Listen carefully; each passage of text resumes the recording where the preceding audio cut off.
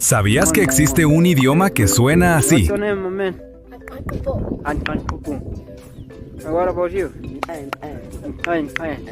Ese idioma se llama Sou, también conocido como Ta, y se habla en Botsuana y Namibia. Es considerado uno de los idiomas más difíciles del mundo.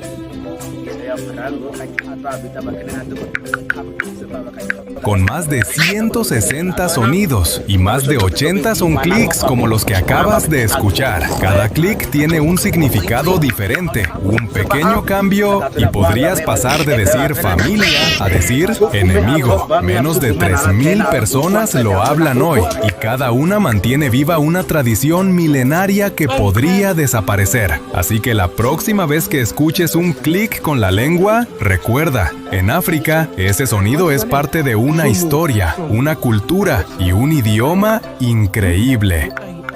Ne. What's your name? What? What's your name? Shakwa. Shakwa.